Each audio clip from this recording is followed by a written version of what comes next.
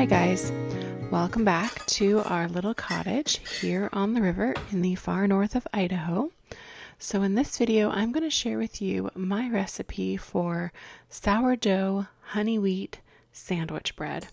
And I love making a good rustic artisan sourdough loaf where you do the stretch and folds and you score it and bake it in a Dutch oven in the oven. You know, that is always so delightful, especially in the wintertime when it's soup season. I enjoy having that kind of bread with soup.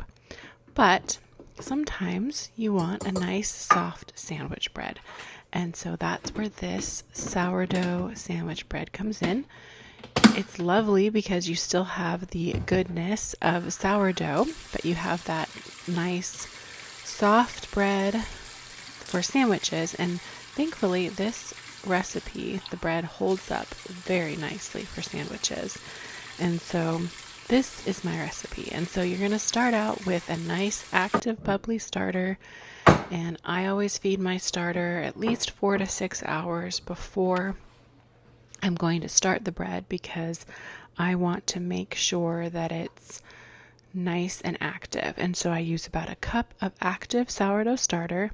And this, of course, is the night before I'm going to bake the bread. So this is on Saturday night, and I plan on baking the bread on Sunday morning after we get back from church, because we usually go to the early service at our church.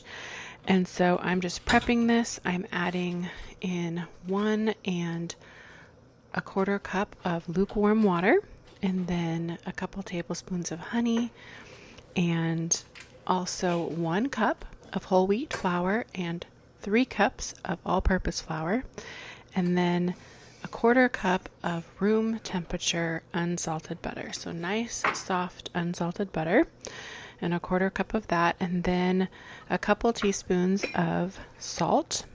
And then you're going to attach the dough hook and let this come together in your stand mixer.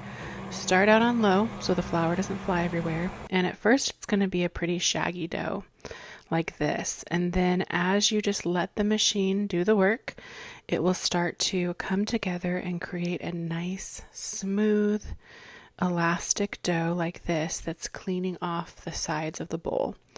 And you're going to let this knead for about 10 minutes in the stand mixer, and then you will do the window pane test where you stretch a little bit of the dough out, and if it doesn't break and you can see your fingers, if you hold it up to the light, you'll be able to see your fingers through the dough, then you know that it is done and ready to go into your bowl. And so I greased a big just mixing bowl and formed the dough into a nice ball and put it into the bowl.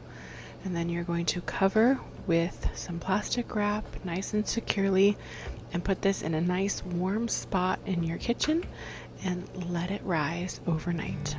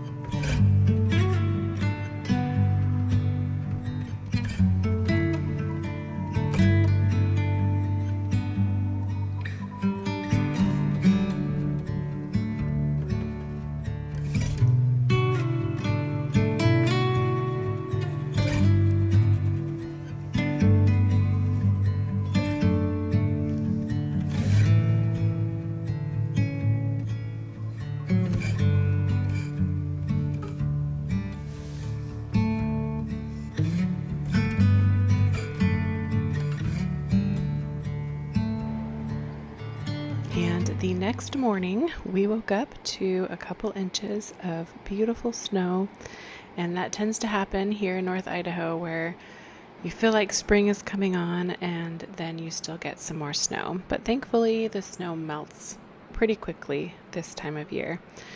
But I also decided to make that morning some sourdough Dutch baby pancakes, which you've heard me mention a few times now on this channel. And so I whipped up a quick batch of that for Sunday morning breakfast and then got to work on the bread dough.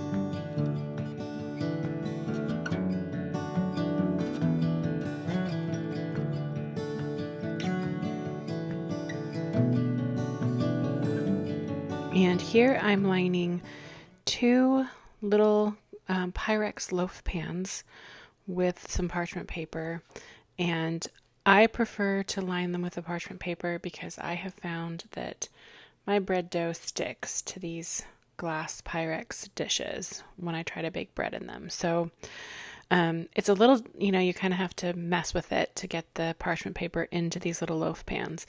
But I highly recommend it if you're going to use glass. And so yeah, I just line these with the parchment paper, and it makes it so much easier to lift the loaves out and put it onto a wire rack once it's done baking.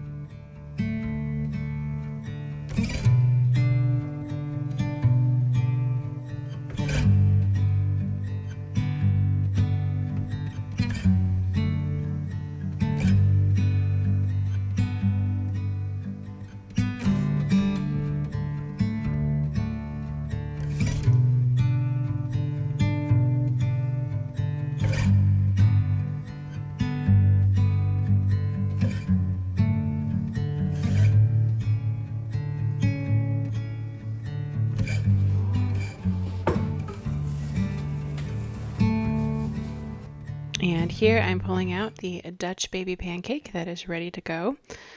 What's wonderful about these sourdough Dutch baby pancakes is they just make a quick, nutritious breakfast that is full of good protein. So I love just whipping up a batch of those quite often in the morning for breakfast because it makes just such a quick and easy breakfast. And here I am pulling the dough out onto my workspace, and the dough more than doubled in size, but you don't want to let the dough go longer than 12 hours proofing because it will overproof and lose its structure. So just keep that in mind. But here I'm kind of shaping the dough out into a rectangle shape, and I'm still kind of practicing on shaping my loaves, but then I just kind of folded it into thirds and then rolled it up into a nice little loaf shape. And yeah, so I repeated that with the second ball of dough.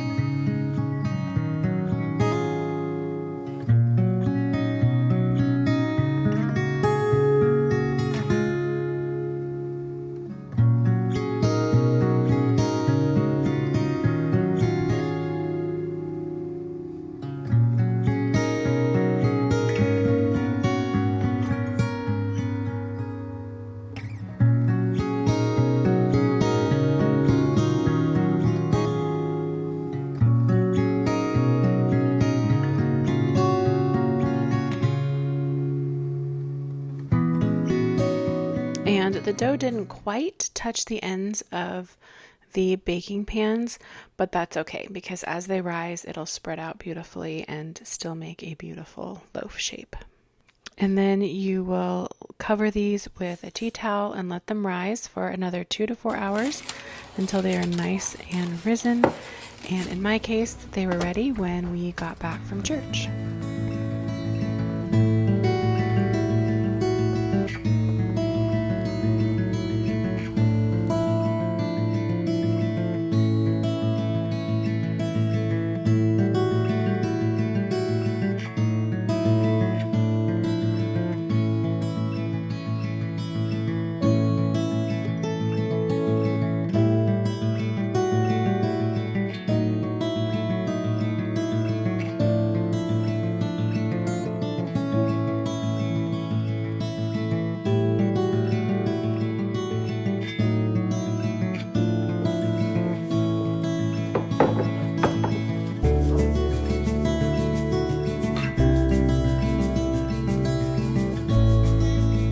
And here you can see that the loaves rose very nicely while we were at church.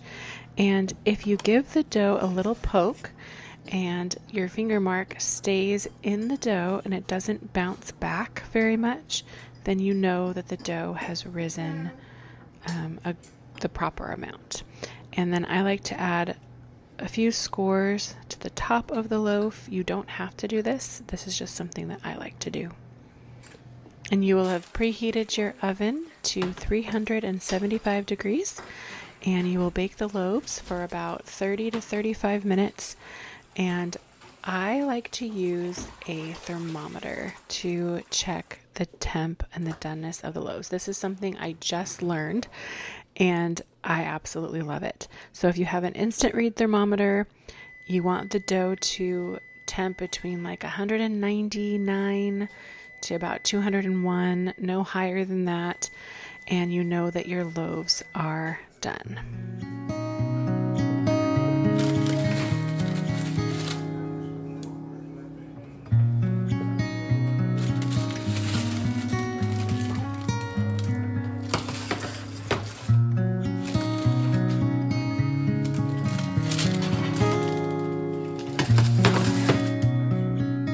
And then when the bread is freshly out of the oven and still very hot, I like to rub the tops with butter.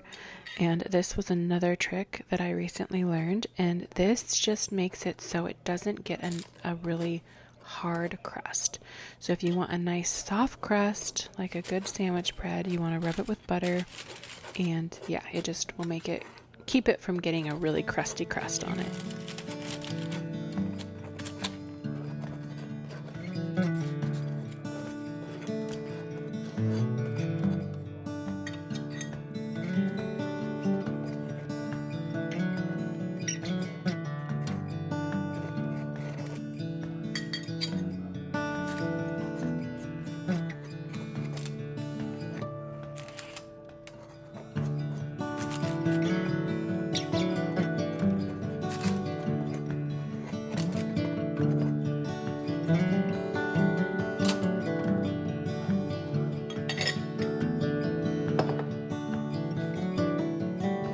And then I will remove them from the pans using the parchment paper and stick them on a wire rack until they are cool. And you don't want to cut it until it's cooled completely, otherwise the bread will kind of smush. So just make sure that you let it cool completely before you slice it.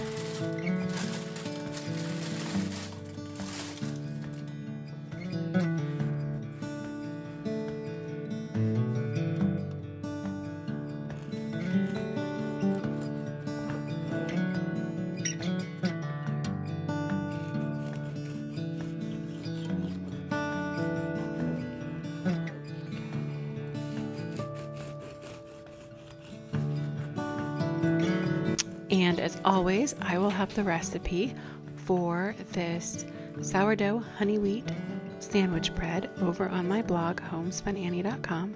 I will also have it linked in the description box below.